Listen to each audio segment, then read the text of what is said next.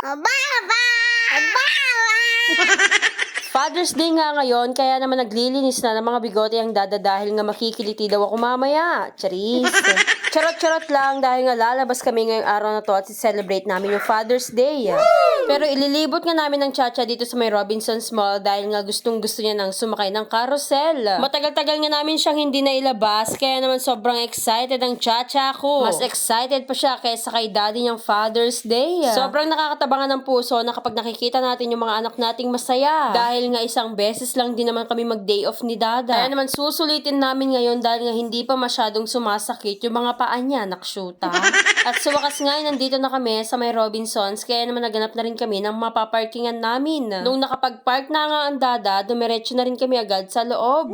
Diyos ko, hindi pa man kami nakakalapit sa pupuntahan namin, talagang target lock na ang Chacha. Sobrang dami nga ng tao ngayong araw na to dahil nga linggo na naman. Wala na rin naman kasing ibang pasyalan dito sa Santiago kaya naman mall na lang lagi ang pinupuntahan. Diyos ko, naka-aircon ba naman kasi kahit ako gustong-gusto ko na lang din dito. Dahil nga pag tumambay ka sa labas, nakshuta talagang pagpapawisan buong anit mo. At nandito na nga kami sa paboritong pinupuntahan ng Chacha, itong carousel.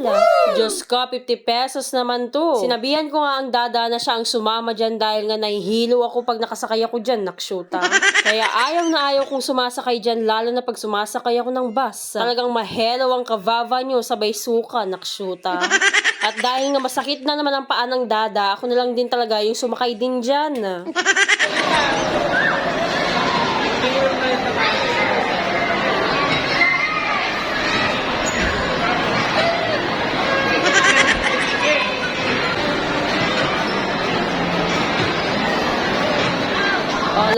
Akala ko ba nahihilo ang kavava pero bakit parang nag-e-enjoy?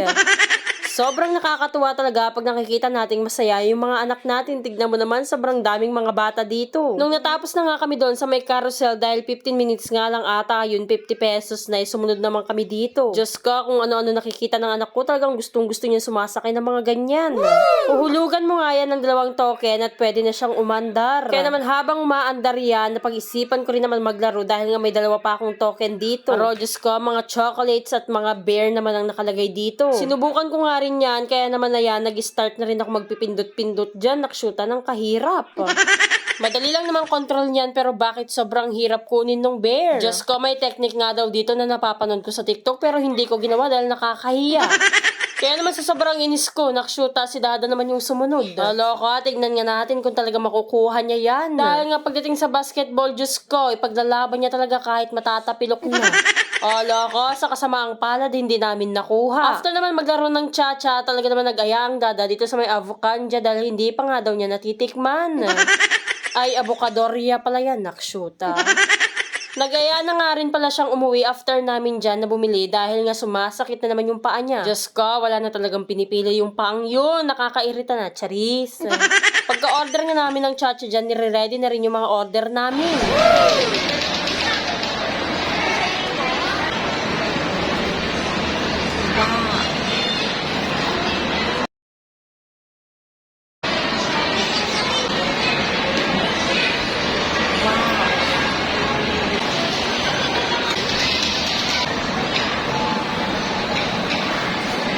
At nung pauwi na nga kami, nilantakan na rin namin ng Chacha yung ice cream na yan. Dahil nga, Diyos ko, pag pinaabot mo pa yan sa bahay, wala na, tunaw na. Tapos napansin ko nga pala yung pinagbibilan namin ng Dada ng burger dito, nawala na. Ay, Diyos ko, nakakamiss pa man din yung burger nila. Saan na kayo napunta? Kaya naman na yun lang mga kavava. Salamat sa panonood.